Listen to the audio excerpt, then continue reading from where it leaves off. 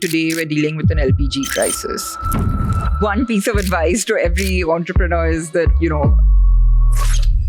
are a top restaurant owner.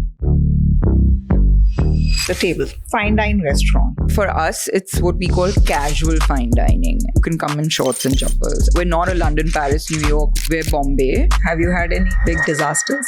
Oh, lots.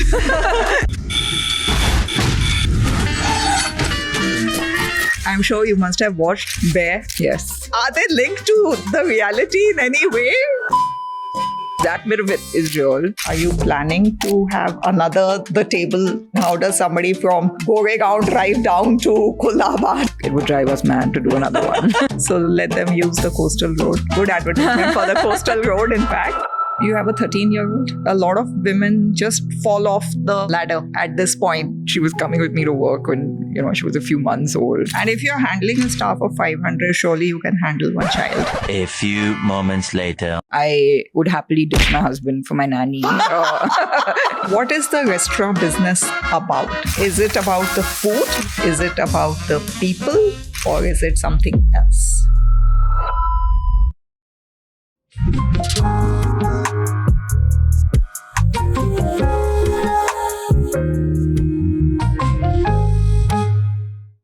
Hello and welcome to Beyond Pink. My guest today is someone who has put India on the global culinary map. Gauri Devidayal started life out as a tax lawyer, but then moved, of all things, to the hospitality industry along with her husband Jay Yusuf to open one of India's and Asia's leading restaurants, The Table. The Table has received several awards, including last year, in 2025, the #1 restaurant in India from Condé Nast Traveler. In addition to The Table, Food Matters, which is the company owned by Gauri and Jay Yusuf, also have several other formats of restaurants, not the least of which are Mac Street Cafe and Casper's. If you live in Mumbai, all of these names would be very familiar to you. Gauri herself has been the recipient of several awards. In this conversation, Gauri and I talk about what it means to own a restaurant, what it means to have a fine dining concept, how to raise a daughter while holding down a full-time assignment, and what financial independence means to her. Gauri, thank you so much for joining us today. Thank you for having me. Have people ever sent food back to the kitchen? Oh, of course. Yeah? Oh. I mean, less so, but of course they do. The Table is a fine dine restaurant. And it's, of course, the best restaurant that I've been to, personally speaking. First of all, tell me, what is a fine dine restaurant? So firstly, thank you for your kind words. Today, everyone says it's fine dining. Yeah. But for us, it's what we call casual fine dining. And by that, what I mean is that it's casual in its vibe, and we're not trying to be stuffy about it. There are no white tablecloths, and sort of you can come in shorts and jumpers, and it's totally fine. There's no dress code, and we have people. You come for Sunday brunch. People are in comfortable, even for dinner sometimes, right? You be in your jeans, and sort of it's fine. Like you don't have to dress up to come there, which is I think what people associate with fine dining. Which is a big relief. Phew. Right. And especially because, you have to understand also when we opened, which was beginning of 2011, fine dining was largely relegated to 5-star hotels where you would, by sort of definition, kind of dress up. Just by the ambience, you do dress up. The location of the restaurant meant that you would generally dress up, right? Unless maybe you were staying in the hotel. Yeah. And we wanted to break away from that very consciously. We wanted people to be more relaxed. We wanted people to also come to the restaurant more than just once in a year for a special occasion. And in that sense, it needed to feel casual enough for you to be comfortable enough to come more frequently, right? We're not a London, Paris, New York, which has this crazy tourist footfall throughout the year. Yeah. We're Bombay. Yeah. Tourist season is relegated to a few months in the year. The rest of the time, you need your locals to be your regular patrons, right? Regular being the operative word. Yeah. The fine part of it for us came in as far as the F&B experience is concerned. Okay. So the quality of the food that you were going to get, the kind of hospitality, the quality of beverage, the wine list, etc. In that sense, it was going to be refined. It was going to be, we've always had an expat chef because we wanted to bring a certain sensibility to the, style of food. Right. And I think to that extent, the quality of ingredients we use, to that extent, I would consider it fine. Yeah. So hence the casual fine dining. Okay. Are you planning to have the table even within the city? I mean, how does somebody from Goregaon drive down to Colaba to Well, thankfully, the infrastructure in the city is getting better. It is. But, that was a real concern at one point, right? Yeah. Like people would not want to deal with traffic and make that effort, even if they really wanted to dine. It was a schlep, right? Yeah. Because we're at one end of the city. Yeah. That's changing slowly. I mean, it sounds strange, but the coastal road actually made a difference to people coming from, North Bombay. But having said that, with all of sort of the infrastructure challenges generally, I think the table is one of those sort of restaurants that there's only room for one in the city. It is an experience. It's a bit of a destination.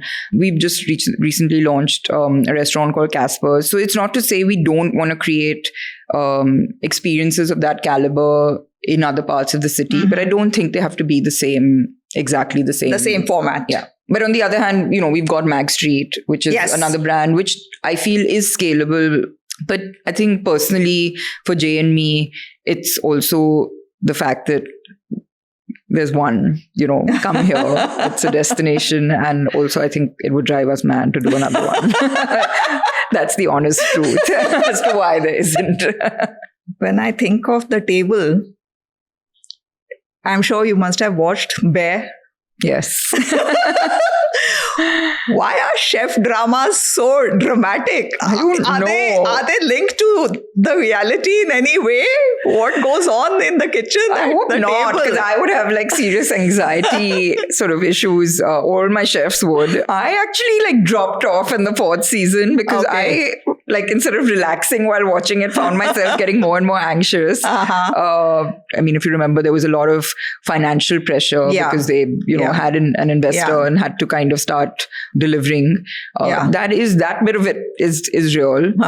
I think more than just the recognition, it's what I've realized is that it's, the table, for example, is on the extended list for Asia's 50 best restaurants. And we've been on it, I think, for about 4 years, except 1 year where we fell off the list. And I don't think it was upsetting as much as it was an eye-opener to us as to things that we felt. But this was sort of, as much as getting the recognition as a validation, not or losing it at some point, is also a confirmation of what you probably know and know that you need to sort of change something. And I think we went through that. We knew that there was something that we didn't love about the restaurant at some point, and it needed course correction. And then falling off the list kind of validated that, right? So I think the other aspect of recognition like this, which I think is even more important, is that it really motivates the team. Look, all of these things like awards, all of these lists, etc. At the end of the day, it's relative. Everyone has massive things to say, once these things come out as to but I don't think this deserved it, or this one deserved it more, or whatever. So look, there's always going to be that debate whenever these things come out. But whatever you do, sort of whatever recognition you do get, is hugely motivating for the team, and I think that's a big one for me. What is the restaurant business about? Is it about the food? Is it about the people? Or is it something else? I think on the face of it, it's about the food and beverage and hospitality. But I think the key aspect is that hospitality part, which actually makes it really about the people. And, as a business that's been around for 15 plus years, I attribute the success of us sort of still being around largely, in a large part, to the people who've been with us, for a decade plus. Right. Restaurants really are about memories. That's Yes. what people create Yes. when they dine out. You know, Yes. it could be that, oh, that dish was so good and you're thinking about it long after, or you had a great time with the company that you were with, whatever, right? It's really about memories. And I think when people want to go back to a restaurant, it's to recreate those memories. Yeah.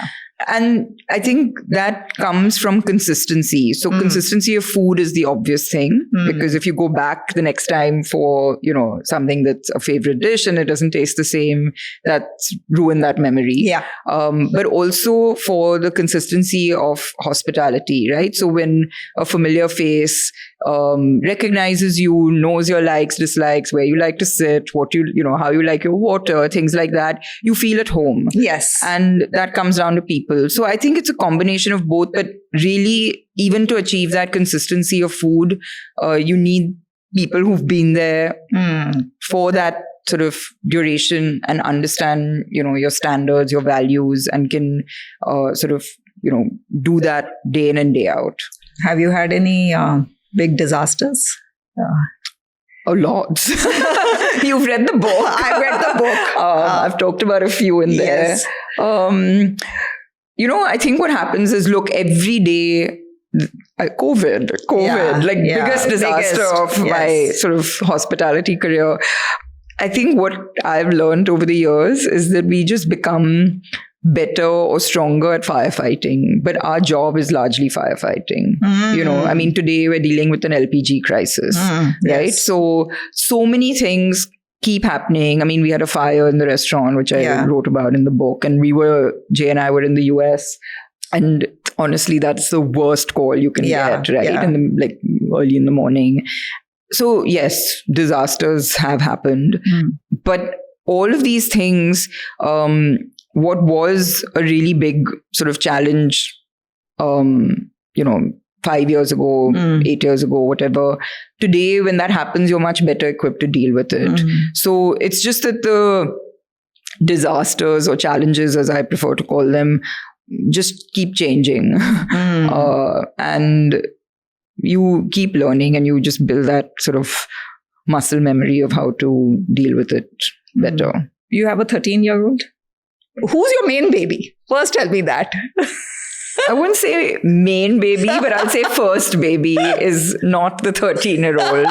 And I actually feel like I have 500 babies because, you know, like whether you call them babies or what, but like I feel like I run a school sometimes, you know, because some of the issues that you're dealing with, the people issues, you're just like, really, this is what I'm spending my day like talking to you about, you know. And so, you know, there's a lot of like personalities, egos, whatever. Yeah. So, you know, I don't know who my first baby or main baby or whatever is, but yeah, I mean, I do spend most of my waking hours at work. So, you know, to be fair, that takes more of my attention. But yeah, I mean, I can't ignore my child, even though she probably thinks I do. But I took her back, like, you know, I mean, she was coming with me to work when, you know, she was a few months old because I had to get back to it. Yeah. She's kind of been in it, whether she liked it or not, you know, pretty much from the get-go.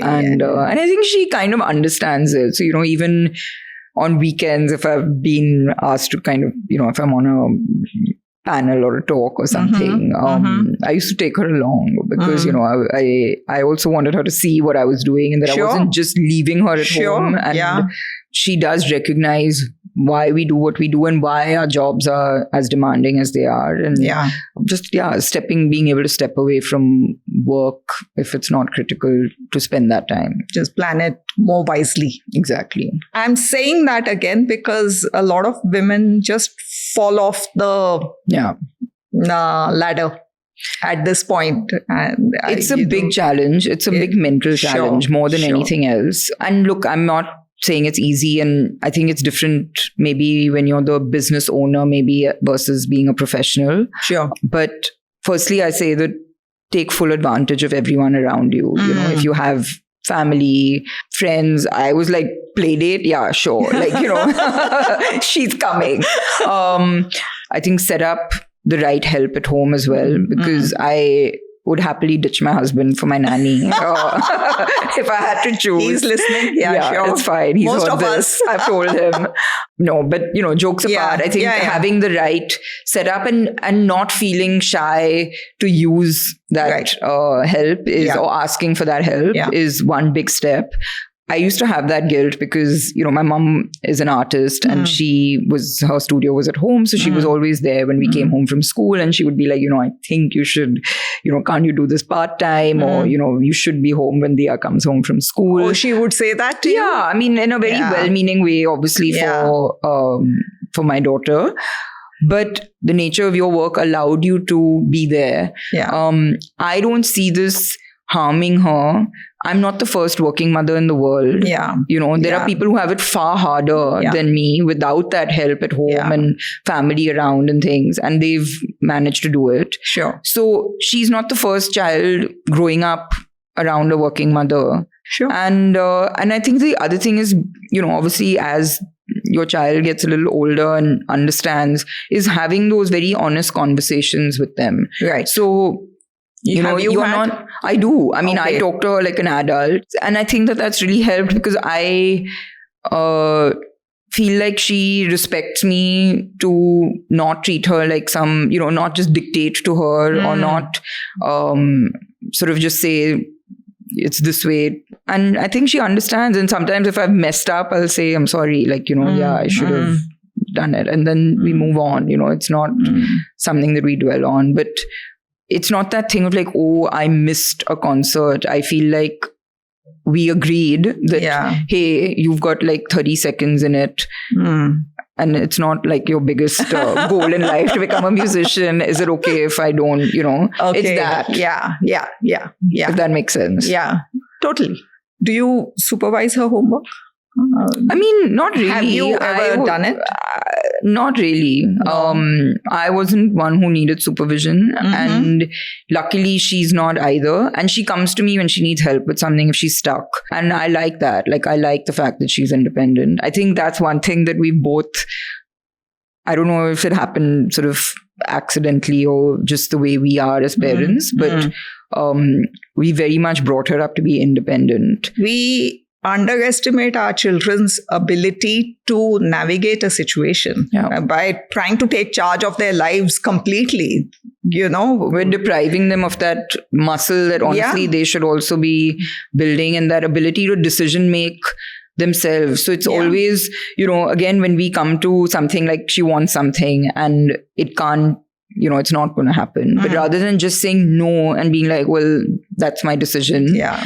And then getting into but why? It's like it's a conversation that's had as to, hey, these are my reasons. What do you feel? Yeah. So it's like you come to it together rather than enforce a decision. No sort of antagonism involved in this. It's more about collaboration. 100%. Why we hold ourselves up to some imaginary standards of performance. If you are smart, which everybody is, you're a mom, you have an emotional connect with the child, you're obviously going to do what's best for the child. 100%. Why would that come into question at all?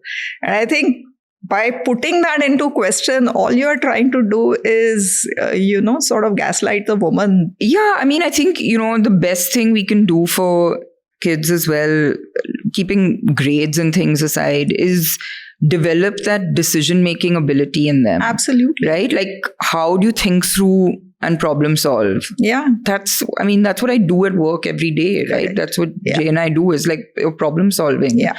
So I think building that capability and muscle in the kids is, I think, the biggest gift you can give them. And if you're handling a staff of 500, surely you can handle one child. And honestly, that is exactly what we try with our team every day, is Correct.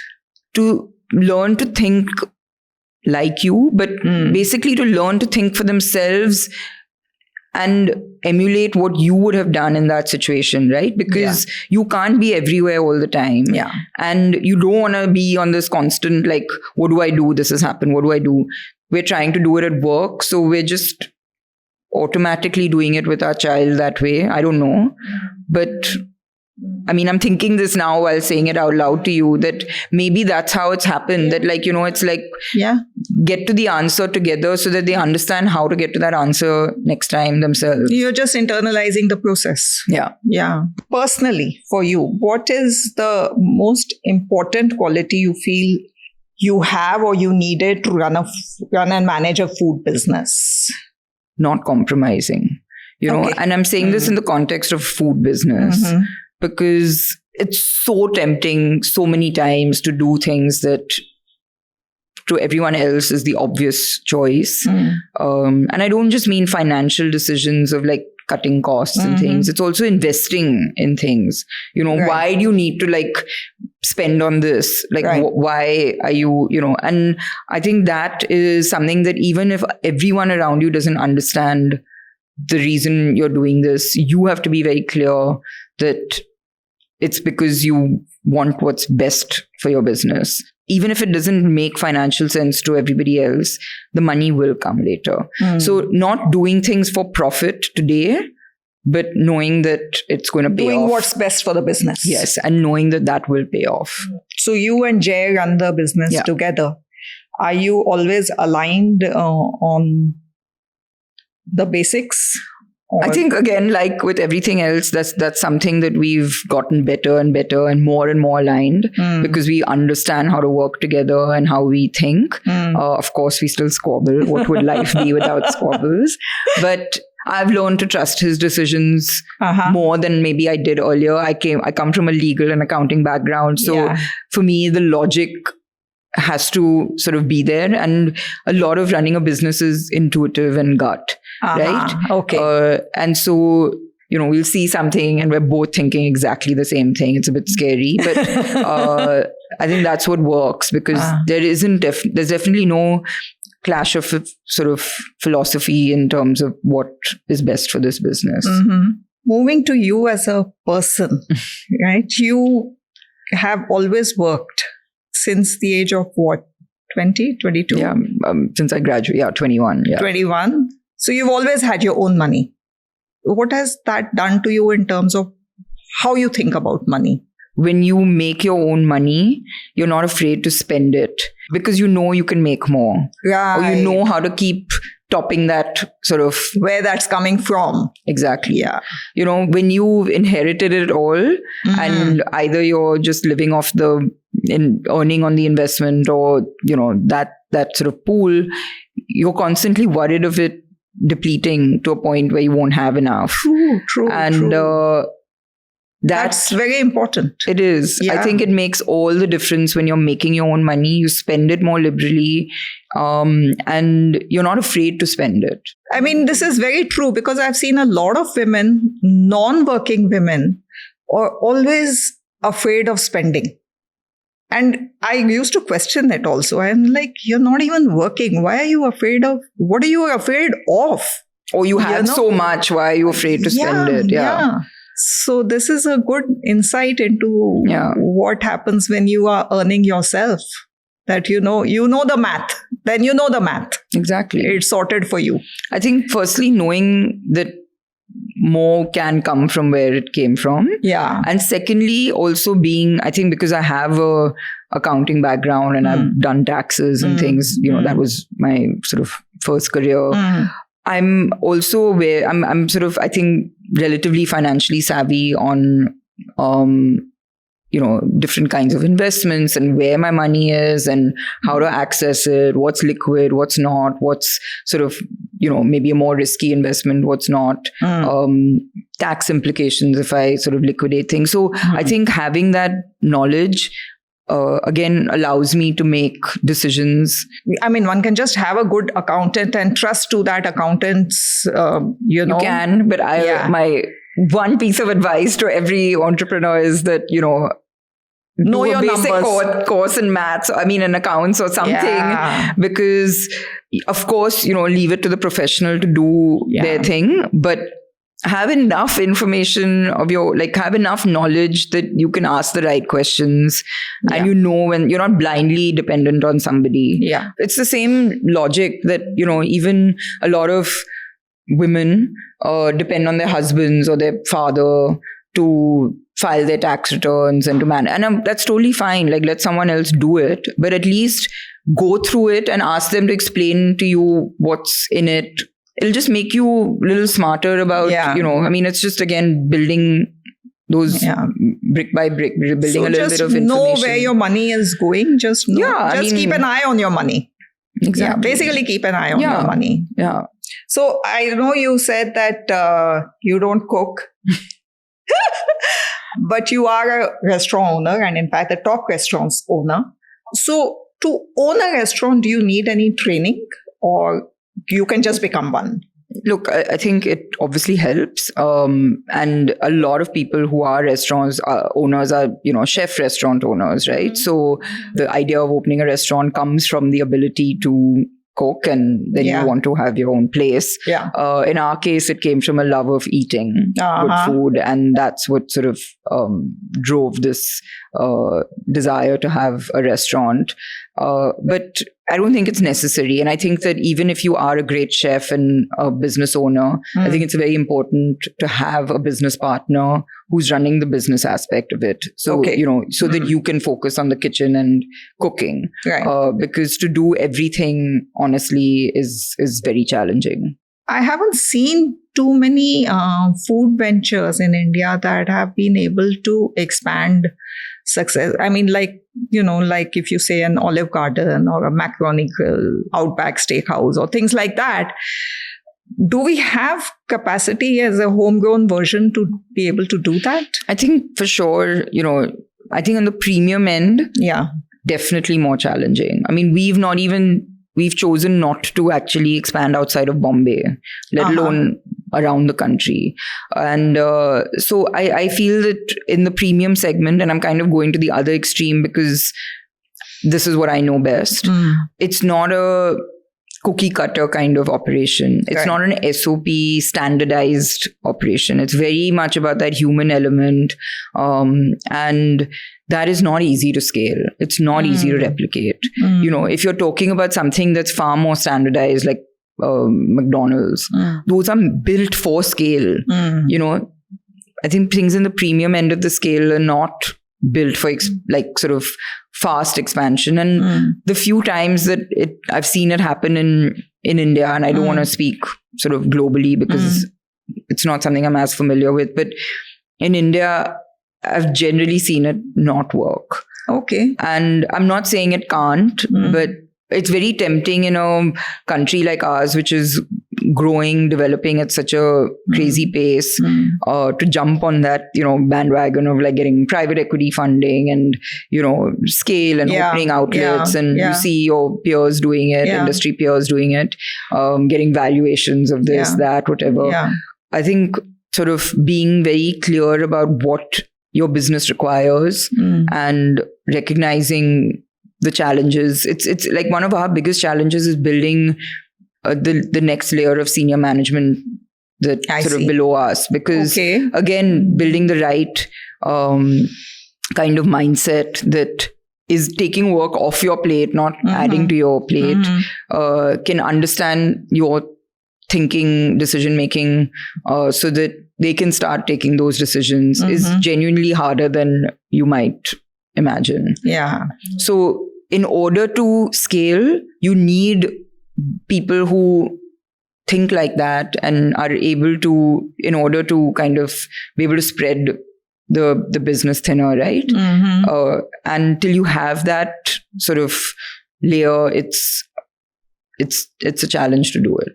What has been the unlearning in opening a fine dine restaurant? So we had a restaurant that we opened in 2018 called Miss T, and that we closed that 15 months later.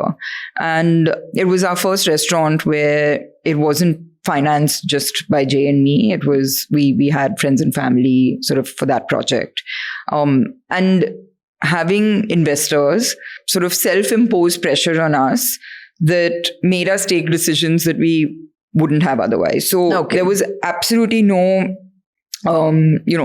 pressure by them. But I think you have this sense of accountability when you take anyone else's money, and you feel this need to kind of show results and start delivering, results. And for me personally, that was a big learning of what not to do.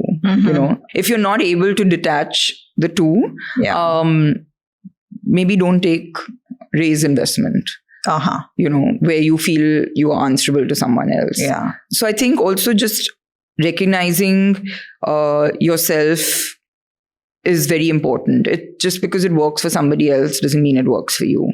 I think the other thing is to not, of course, and especially today in a world of social media, we're constantly getting feedback from everywhere, right? And even we opened in a world of no Instagram. So for 3 years, there was no Instagram when the table opened.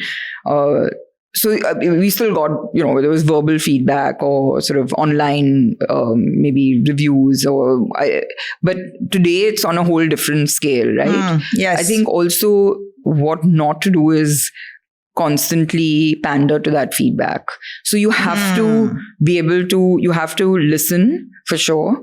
You have to take cognizance of everything that's being told to you, but you also have to know what to act on and what to kind of stick to your guns on.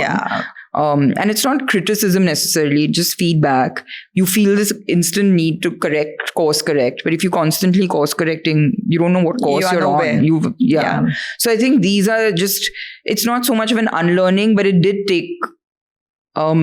take us time to have that confidence of our vision and to stick to it. Stick to your lane. Exactly. And recognize most importantly that you can't please everyone, and that's not an excuse, but not everything you do is going to please everybody, and that's okay. Overall, fun ride. 100%. 100%. Crazy ride, I would say, more than fun. But no, I mean, on balance, I would say definitely a great ride. Don't regret it. Yeah. Thanks, Gauri. Thanks so much for this conversation. All the best with Max Street Cafe. I hope many more of them, because I've eaten there and it's fantastic. Of course, one can only wish for, I am sure somebody living in Goregaon, please, Gauri, please come to us. But you have just said that's not happening anytime soon. So let them use the coastal road. Good advertisement for the coastal road, in fact. Never say never. So never say. Okay, sure. I have a little surprise for you. And I'm going to present that to you right now. I'm nervous. Don't look so scared. It's a good one. I'm going to read out something. Dear Gauru, I remember the time you were a child, and one of the New Year resolutions you wrote down on a piece of paper was, do not let Namu Didi bully you. Well, you've come very far since then, and forget me, you don't allow anyone to bully you. I'm so proud of you and love seeing how well you balance different areas of your life.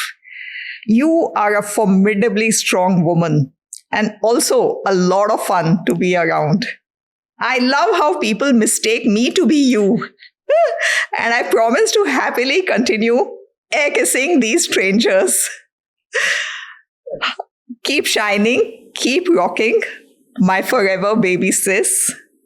Love, Namu Didi. I knew it. And of course, this is Namita, who I'm a huge fan of Namita, and hopefully have her on this show as soon, also one of these days. So thanks a lot, Gauri. And this is for you. That was very sweet, and I will thank her. No, that's so sweet, and thank you. That was really fun surprise. My pleasure. Hello and namaste. I hope you've been watching these conversations that I have brought to you with some very remarkable women in our country. The conversations, as you know, are about anything and everything that matters to a woman, and then, of course, by corollary, to society. If you are enjoying these conversations, do please like, share, subscribe, so that others in your circle can also enjoy them. Thank you. Keep watching.